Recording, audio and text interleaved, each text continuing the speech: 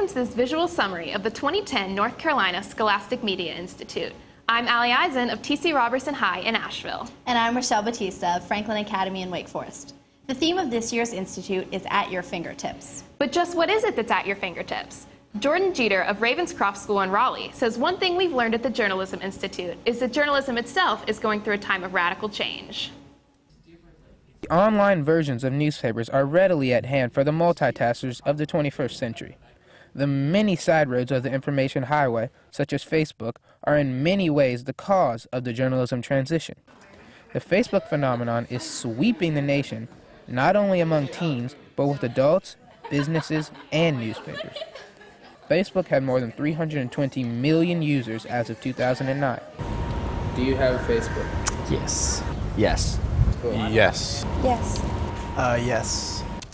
Journalism has taken a sharp turn onto the information highway, using the public domain as a way to provide a quick and easy way to get the news. That can be a good thing in that I learn more, but I don't kind of understand it as well because it's coming at me so quickly. Students such as NCSMA President Olivia Nastasi have noticed a transition in their own publications programs. The internet gives us easy access to the news and has become a very important tool in doing research. Now that newspapers are making their online websites, it's really become a useful resource. Ravenscroft journalism advisor Helen Velk says being careful is critical.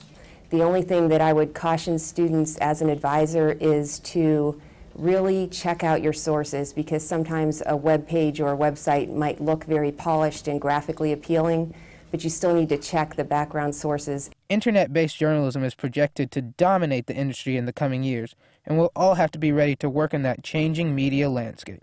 In Chapel Hill, I'm Jordan Jeter, NCSMI News.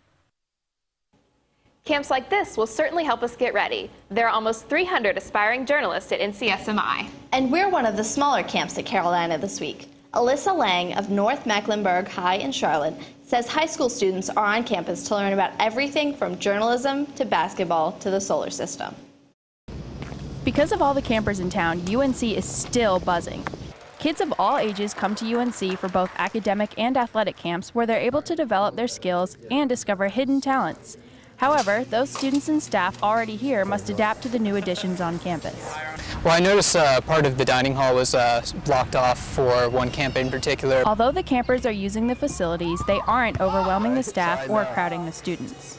Well, there's a huge difference. The summertime, typically the business runs about 1/20th of what a normal day would be like during the school year. There are many activities taking place on UNC's campus.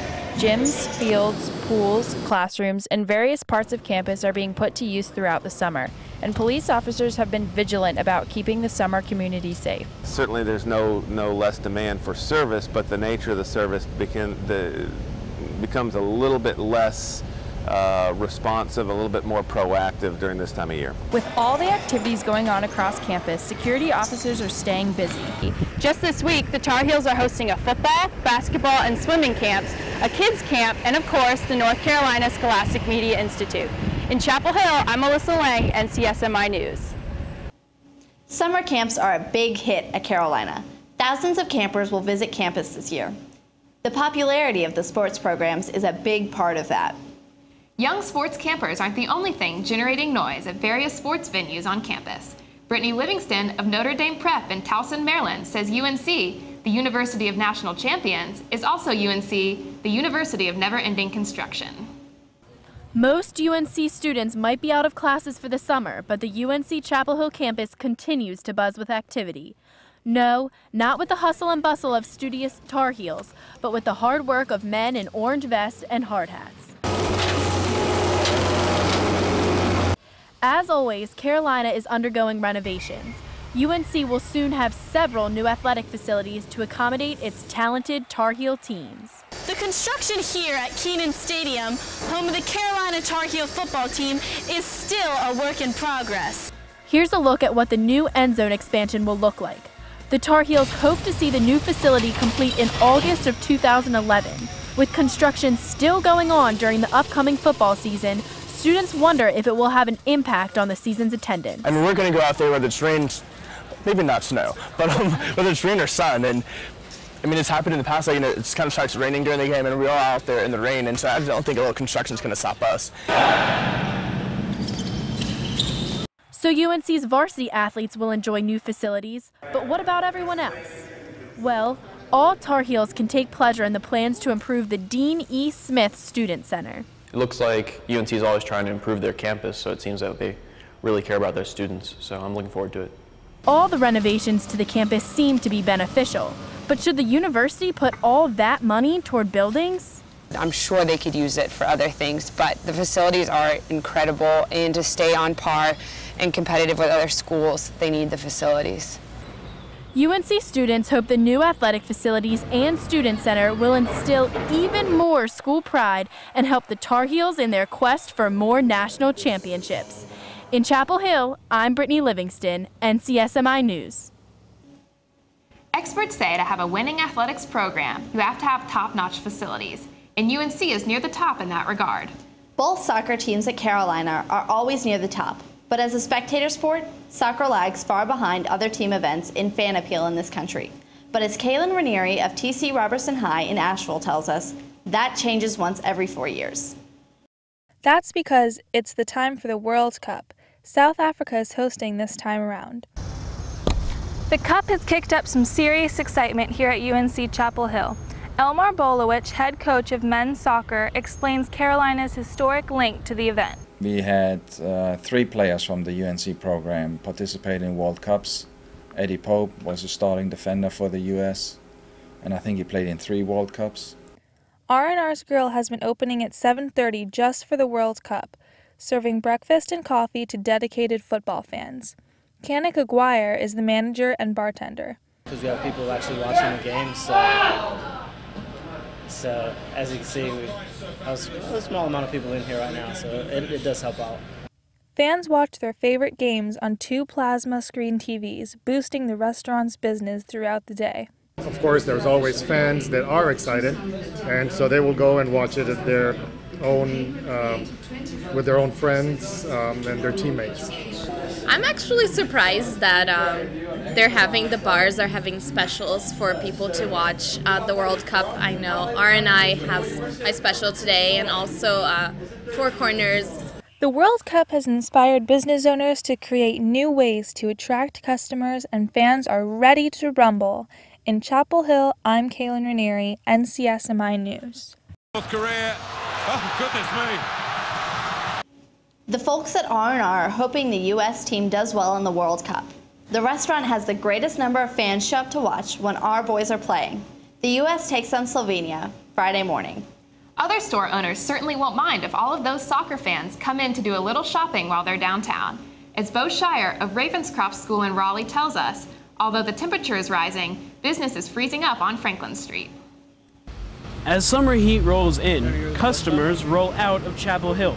Managers of local shops and restaurants are feeling the pressure of UNC's summer hiatus, with only 20% of the institution's typical student body on campus. Carolina coffee shop owner Scott Cox not only loses his student clientele, but faculty customers as well.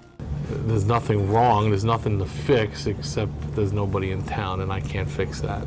Lead sales associate of the Tar Heel bookstore, Elizabeth McLean, says enthusiastic summer campers make up for some of the losses. A lot of kids who come in obviously have parents' money to spend on apparel and that kind of thing, and they're genuinely more excited than people who have been here for 2 or 3 years. Tar Heel bookstore textbook manager Scott Seeger uses these summer months to organize and prepare for the upcoming school year. Once all the students leave, we got to immediately start setting up for either summer classes. We have 2 sections of summer, and then we also have to set up for the corresponding fall. Although many businesses feel the heat of a reduced client base, some students enjoy the slow summer months in Chapel Hill.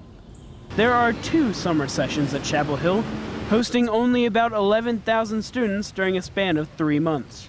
Franklin Street is definitely pretty dead during the summer, but it's kind of nice because there's not really any waiting for restaurants or anything. It's definitely going to be less crowded, which will be good. Although business slows down during the summer, owners know it will bounce back when fall rolls around, especially if key Tar Heel sports teams are successful on the field and on the court. In Chapel Hill, I'm Bo Shire, NCSMI News. Things are a bit slow now, but when all the students are in town, stores that sell sports gear do a booming business. So do all the bars, restaurants, and a growing number of businesses ready to help satisfy your sweet tooth. Kendra Douglas of Southeast Raleigh Magnet School says one set of new business owners is hoping the cream rises to the top. A new Krispy Kreme store is scheduled to open at the site of the old Firehouse Subs.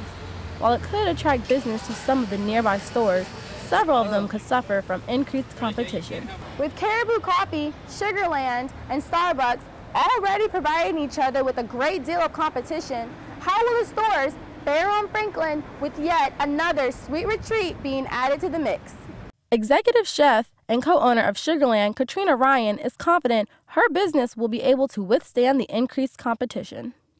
Yes, it'll be convenient. Yes, it's in my block. Do I wish there was something else going in there that was more interesting and authentic? Yes, but the cupcake place down the street didn't hurt us, and I don't think Krispy Kreme will.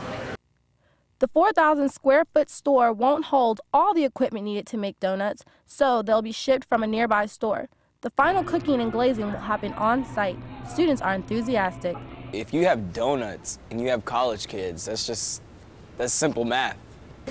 Well, I think a lot of students, freshmen included, are going to go to Krispy Kreme on Franklin Street simply because, it's new and it's just a great way to go get donuts besides getting donuts in other places on campus. Local high school students, a major source of the summertime revenue for Franklin Street, are also hearing the buzz. So will Krispy Kreme's commercial image become the new face of Franklin Street? Jessica Zhao is eager to visit. I'm really excited about the new donut shop opening, and I'm definitely going to go down as soon as it opens and buy a lot of donuts. Students are ready to chow down, and Franklin Street business owners say they're ready for this Krispy Kreme challenge. In Chapel Hill, I'm Kendra Douglas, NCSMI News. Allie, how many calories are there in a single Krispy Kreme donut? I know this one, 200. Rochelle, if we end up coming to Carolina, I don't know how we can possibly avoid the freshman 15. We'll just have to exercise our willpower. Yeah, I'm sure that'll work.